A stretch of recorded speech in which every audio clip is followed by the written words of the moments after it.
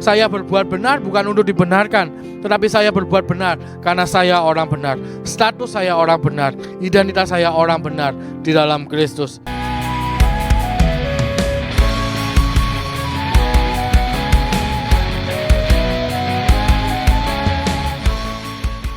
Shalom, anak-anak Bapa yang dikasihi Tuhan. Kembali lagi dalam program Good News Devotion Today by Grace of Christ Community Church Surabaya.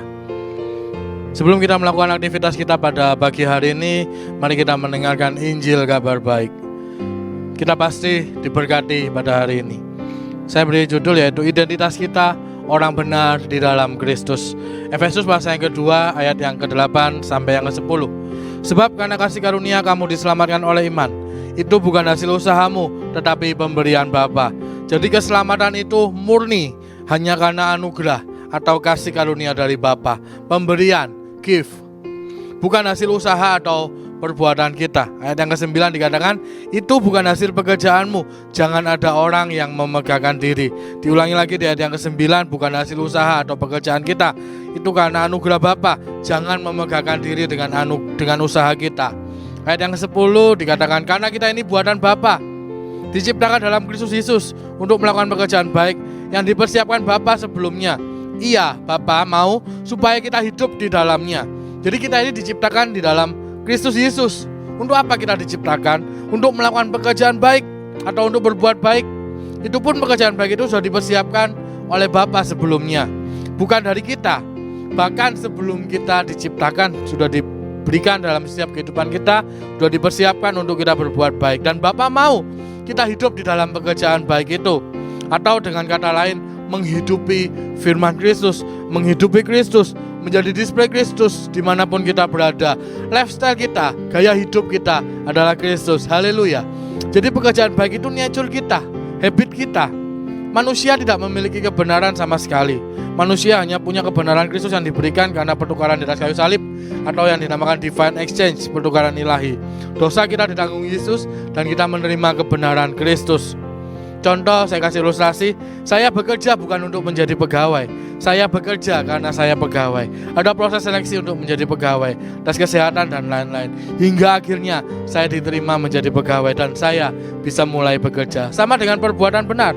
Saya berbuat benar bukan untuk dibenarkan, tetapi saya berbuat benar karena saya orang benar. Status saya orang benar, identitas saya orang benar di dalam Kristus. 1 Yohanes 3 yang ke-9, saya bacakan versi BIMK bahasa Indonesia masa kini.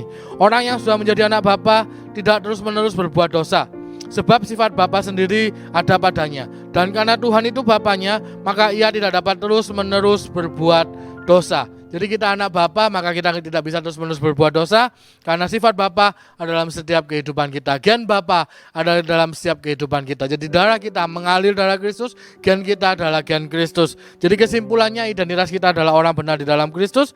Gaya hidup kita, lifestyle kita adalah Kristus. Kalau kita orang benar, maka otomatis pasti berbuat benar atau berbuat baik.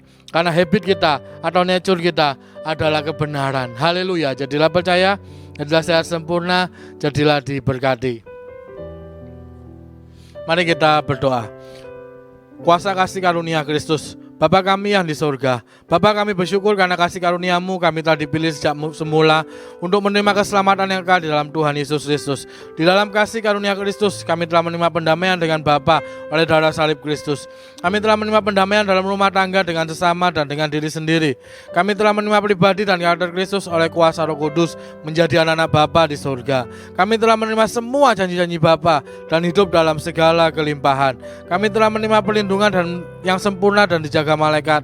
Kami telah menerima damai sejahtera, bebas dari segala ketakutan dan kekhawatiran. Kami telah dipenuhi Roh Kudus, menerima kembali bahasa-bahasa yang baru untuk berkata-kata dengan Bapa dan hidup dalam kemuliaan sampai selama-lamanya. Ya Bapa, terima kasih oleh kasih karunia Tuhan Yesus Kristus, kami dapat memanggil-Mu Bapa kami yang di surga. Haleluya. Selamat beraktivitas, percayalah Tuhan memberkati kita dan sampai bertemu di Good News Devotion berikutnya. Haleluya.